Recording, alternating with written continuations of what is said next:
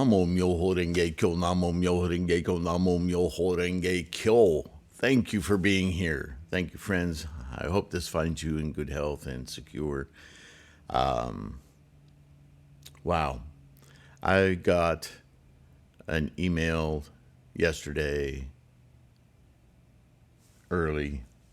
I think it was early time. Kind of stunned me. I just wasn't expecting the question. And, you know, this channel, there's got to be close to 1,500 videos on here. They're all mostly long form. So, I mean, it would take you a good 4 years or so to, if you watched one video per day, right? Anyway, silliness.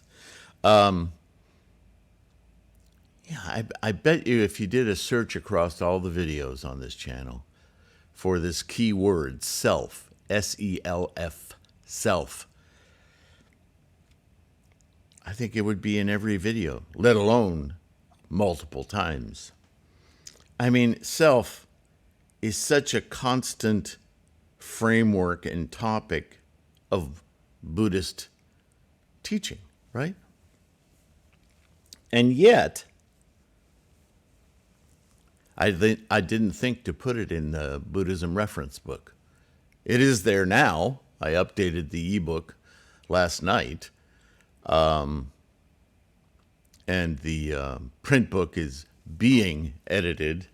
Actually, if you go to lulu.com, it is edited. But it takes time for distribution and the proof copy and blah, blah, blah. So why am I talking about self? Don't tune out if I didn't catch you already. This is, man, in so many ways, this is such a touchstone, a benchmark, here's the thing. There's this impression, and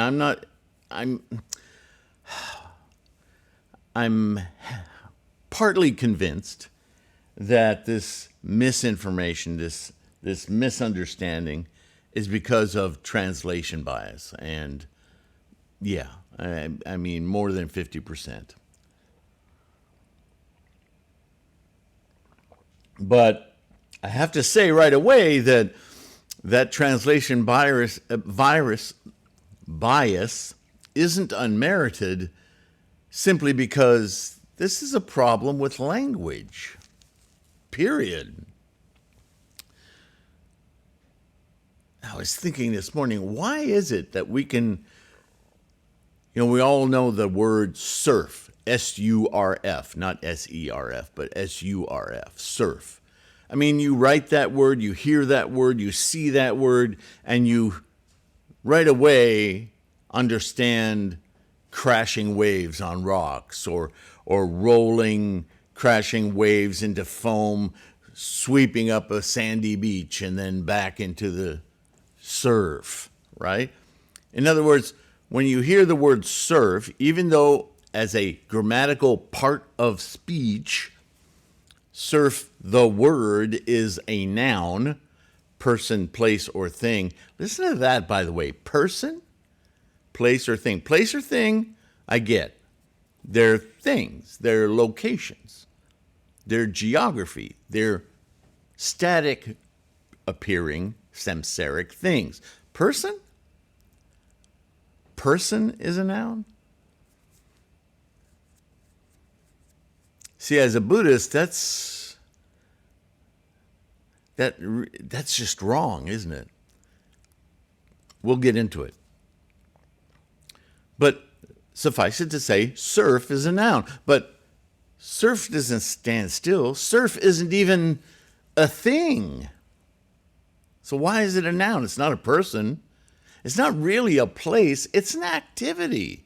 It's a process. There's a swell that becomes concentrated, falls over itself, curls, crashes into itself, dissipates its energy.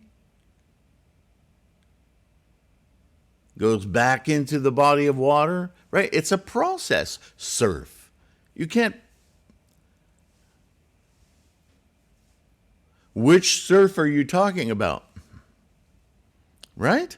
Yet, it's a noun. But we all understand it, picture it as a process, don't we? Why don't we do that with the word self? Right? If you engage with the surf, you are surfing. Or you are a surfer. Are you a selfer? Are you selfing? Right? Why does that sound so weird? I'm not myself today. Bullshit. You're always yourself. But maybe you're selfing poorly today. Maybe you're selfing under the influence of a virus. Maybe your selfing isn't up to par today. All of that sounds really strange, isn't it? But it's far more accurate. See, as Buddhists, which is what this book is about, our language gets in our way. How fascinating, yeah? So I had to talk about this and put it in the reference book. I had to. So thank you for asking about it. So here's my entry in the book. Self. Noun. Right? These are the bullet points I got from the internet. One's from Wikipedia, the other one's from the American Heritage Dictionary of the English Language, 5th edition. Right? 1, from Wikipedia.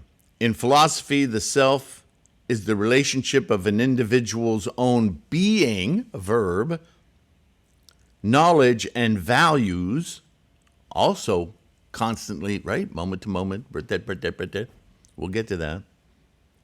Self relates the experiences of one's inner and outer living in presence. That's a bit of a word salad. The first person perspective, there we go with grammar, distinguishes selfhood from personal identity. What the hell is the difference? But according to Wikipedia, selfhood and personal identity are different. Please explain, right? It's a very unsatisfactory description. Okay, from the American Heritage Dictionary. The total, essential, or particular being of a person, the individual. Boy, there's a lot of implied information there, isn't there? The essential qualities distinguishing one person from another. Individuality. Well, it's not separated there. They're the same thing. They equate one person from another and their distinguishing features being their individuality, right? One's consciousness of one's own being or identity, the ego. The ego. What did they just say? To we Buddhists, we know what they just said. That's samsara. That's the only self being discussed here in language. One's consciousness of one's own being or identity. So they keep using verbs, being, identity, it's a either or word. And that's the self. So there's an idea of a construction here, but it's kind of static, isn't it? Therein lies our problem. You wouldn't say that about surf, but so let's get into it. This is what I wrote. This term is a particularly powerful example of the core insight into the cravings and clinging of samsara at the heart of Buddhism. The above definitions announce the problem quite clearly. By reading carefully the above definitions, it becomes obvious that the primary assumption is that the self, quote unquote, is a thing, a consistent and enduring thing, a person, place, or thing as a noun. It would be more useful to understand the terms self as a verb, an action. The part of speech that expresses existence, action, or occurrence in most languages. You know what that's the definition of? A verb. Any of the words belonging to this part of speech as be, being, run, running, or conceive, conceiving, all verbs, actions, selfing. And lastly, a phrase or other construction used as a verb. Guess where that's from? The American Heritage Dictionary of the English Language.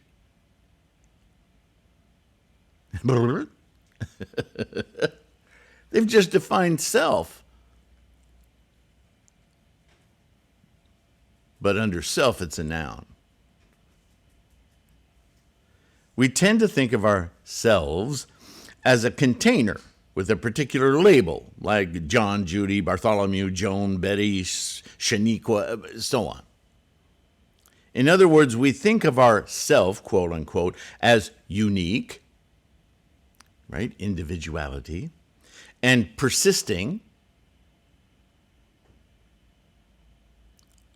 right? That's not me. I'm not myself today. What? From past, present, and into the future. That's how we think of ourself.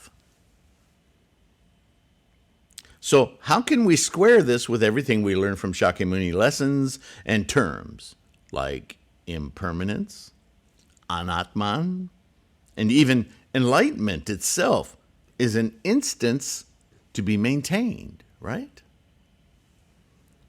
Let alone all the discussions we've had about moment to moment. I'm going to offer a different reading of the cycle of birth and death, a different way to remember it that maybe it will be helpful. When we awaken our Gohonzon mind, right? We're chanting, to experience Buddha-ness, we did not. And this is the key question here that I think is the cause of most of the confusion, because there are erroneous views, Nichiren would say, just bad teachings, calling themselves Buddhism, that indicate, and it's in the translations, as I said, this is endemic, that there's some kind of a removal from self, that somehow enlightenment requires a discarding of self, because we equate self with ego, like the dictionary says. Ego, what's the other word we use all the time? Come on, sibling.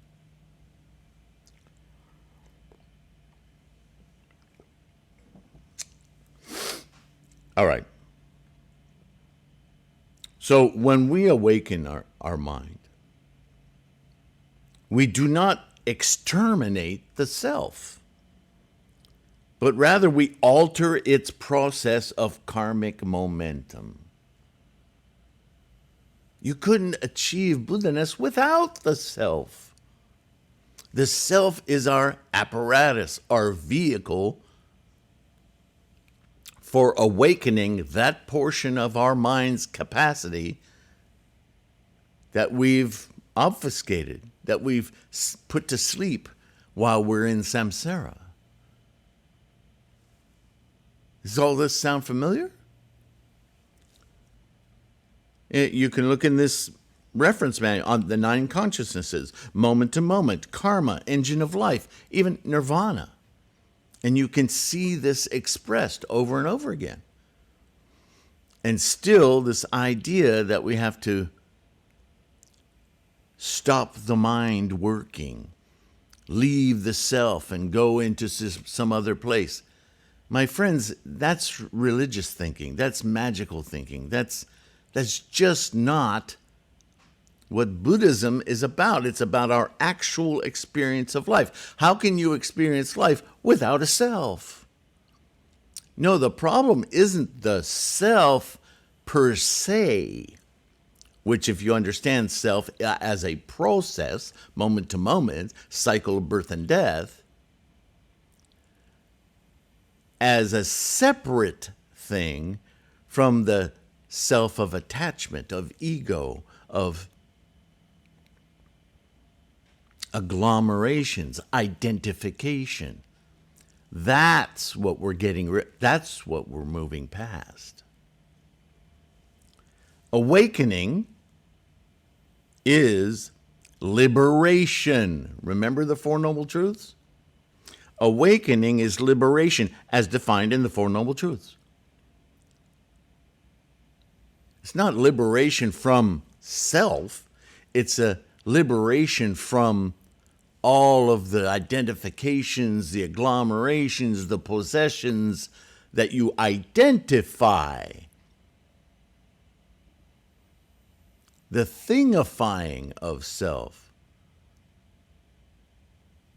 If anything, we're getting to a much truer self. That's why you read self-realization. Look at self-manifestation in this book. I managed to put that in the book. Self-manifestation is the manifestation of our highest potential self, Buddha-ness.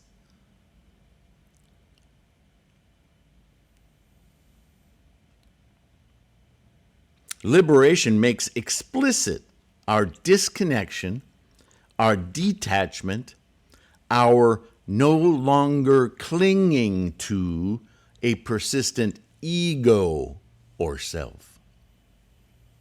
But instead, we understand that we are, quote unquote, a constantly re-instantiating karmic freight train of momentum, accruing influences and changes from one moment to the next at a pace we simply cannot perceive directly, but can observe evidence of daily. See moment.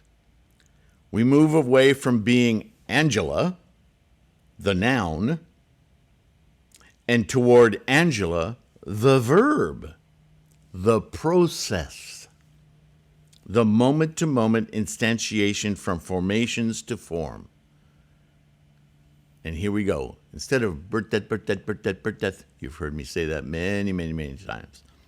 Let's say it differently. Let's say birth, death, rebirth, death, rebirth, death, rebirth, death, rebirth, death. You see the momentum? From one moment into the next moment, into the next moment, we keep reinventing, re-instantiating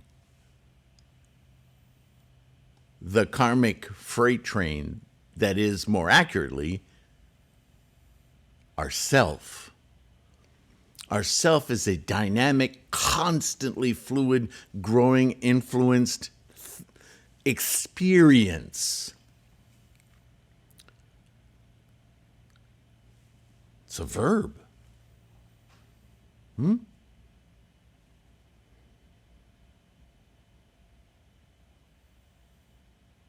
The cycle of being with momentum. See the cycle of birth and death.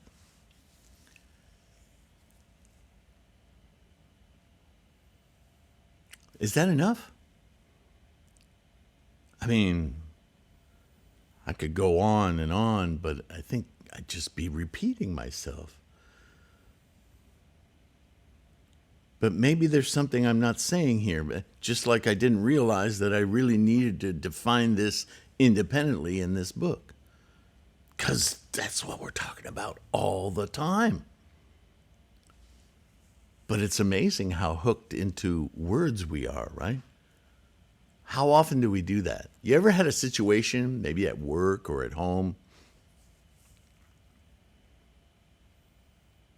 where you're trying to explain something to somebody, or they're trying to explain something to you, but there's just this one stumbling block? There's just always another word to battle the meaning of, right? This is what Shakyamuni talked about in the Lankavatara Sutra.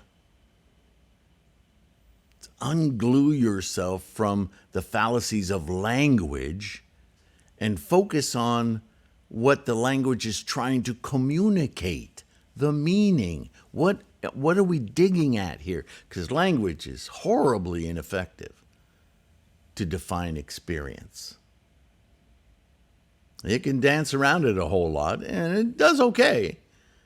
But when we're talking about something this profound, it gets really, really tough, yeah?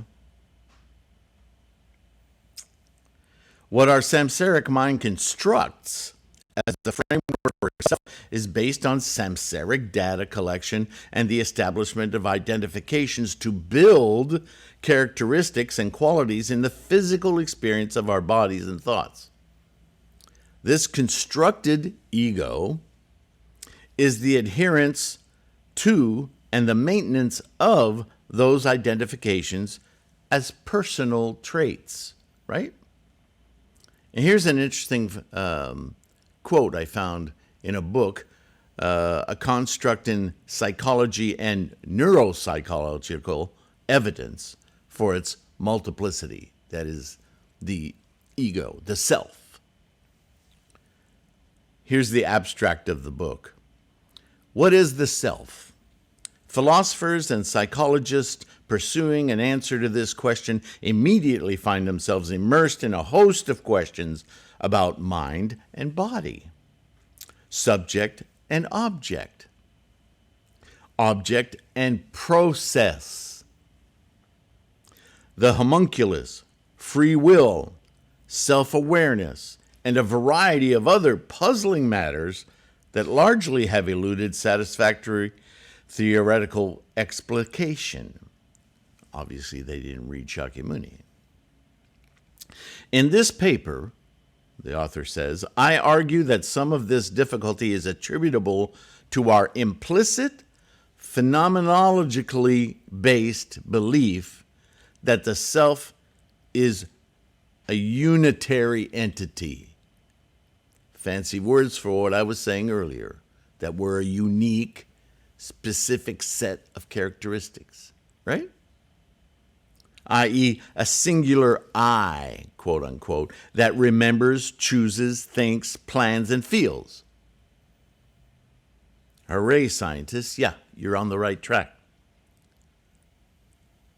In this article, I address the question of what the self is by reviewing research conducted primarily with neuropsychological participants that converges on the idea that the self may be more complex, really, and differentiated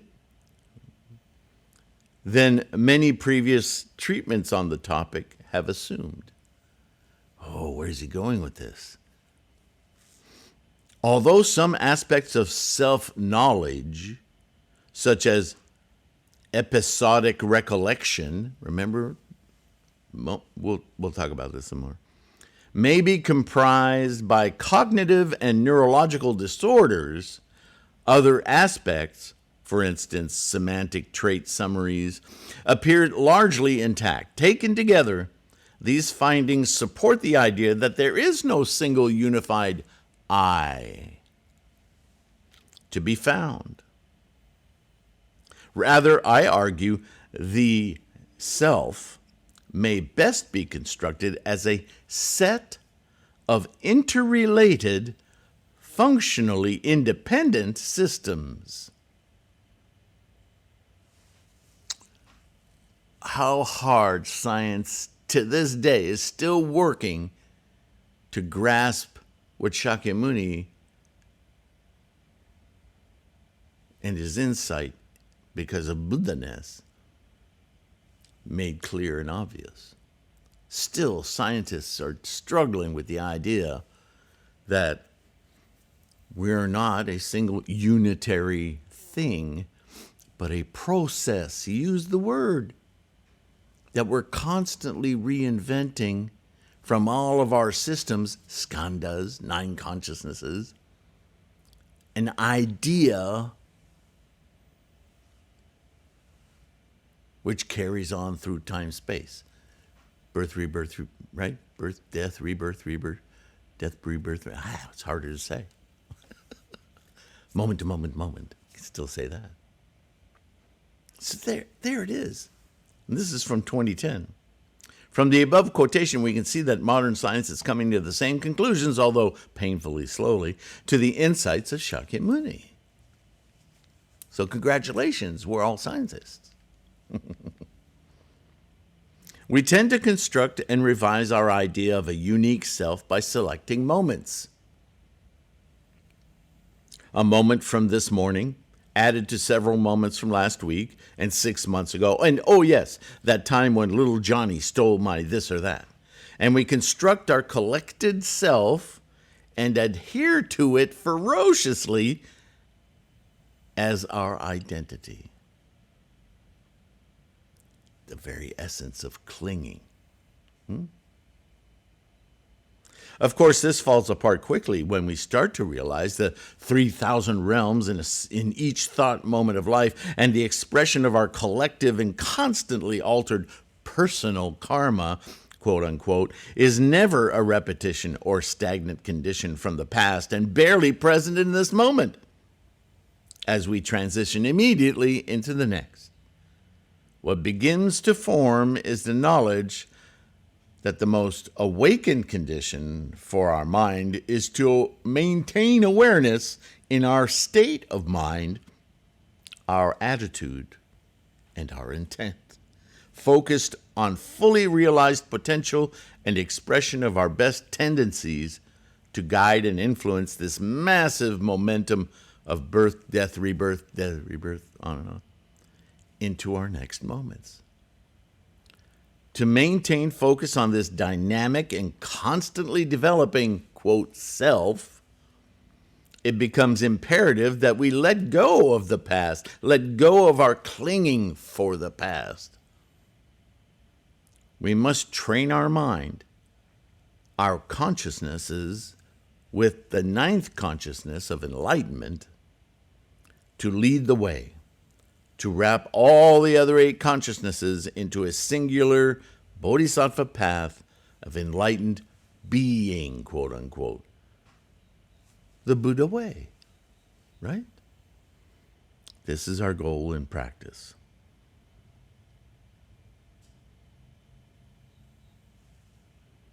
What do you think? Have I now said enough? Again, another analogy? I don't think I need to say any more than that. I think you get the picture. I think you get the picture so much because yeah, this is what he's been saying forever. Yeah, but what if you looked in the mirror every morning and watched yourself selfing? Right? What if we changed our language just a little bit, just to continuously remind ourselves, remind our monkeys, hey,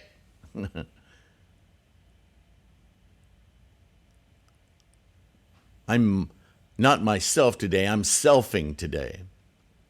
I'm selfing really well today. I'm struggling with my selfing today. Would that be useful? Maybe an internal dialogue, yeah?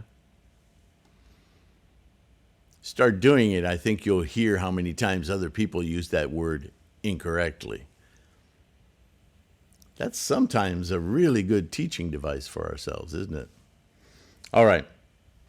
I really appreciate your tuning into these videos, your comments. Look what happens when you leave a good... Well, this was an email. I don't think it's in the comments. It's unfortunate. I'd like everyone to benefit, but then the video makes that available to everyone, right? Consider what we're saying to ourselves all the time as we're selfing. All right.